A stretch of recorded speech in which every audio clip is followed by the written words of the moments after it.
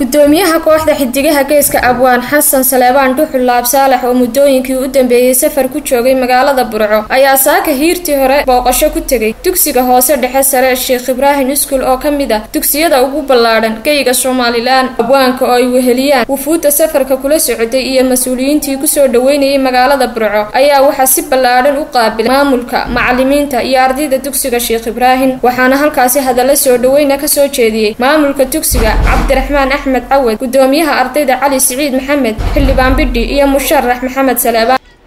أبوان أديغا إيو مرتدى كلا سعوتي قيمة لهبا كسو دوادا دوكسيغي هو صدحي إيا سري الشيخ إبراهيم قلبي فوران كسو دوادا جيلكي maanta wadanka murtida aqoonta cid waliba ay u ahayd martida mahad celinayna mar labaad iyo mar saddexaad ba inaad noo timaado waanu kaaga mahad celinaynaa waxaanu ku leenahay soo dhawow Soomaaliland oo dhan buu abwaanku marayay laakiin meesha ugu horeysa ee uu doortay inuu yimaado Burco ay noqotay waxa kale oo iyaduna xus gaara mudan in dugsiga Sheekh Ibraahim uu noqonayo dugsigii ugu horeeyay ee uu isagana si gaar ah u doorto sharaf ay noo tahay maanta dhamaanteen baynu abwaanku halkan inala joogo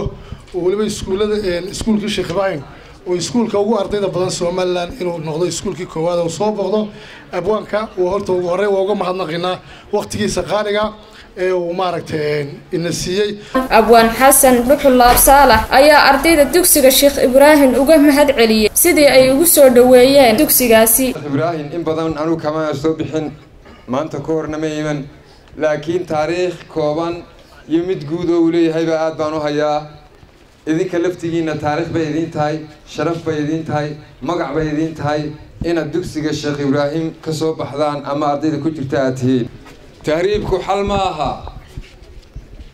تبلو بوغ ماها تسلو أرض ماها تبشخ دقي ماها قراتوغن ماها كتوس عدل ماها تلمان سوغن ماها مرنا بطل ماها dhinaca kale abwaanka iyo waftiga uu hogaaminaya ayaa booqday jaamacadda magaalada Burco gudoomiyaha jaamacadda Burco Professor Saleebaan Dir ayaa abwaanka ku soo dhaweeyay jaamacadda Burco marka anigoo idinka wakiila shaqaale iyo ardayba waxaynu si qalbi furan oo niyada ayaynu ku soo dhaweynaynaa Xasan iyo Maxamed iyo tiimkan la socda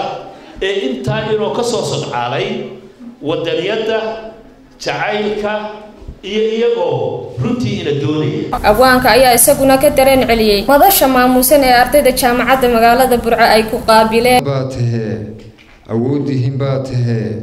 duxdii noloshaa tahay dayrkii ummaddaa tahay dugsiga ubadkaa tahay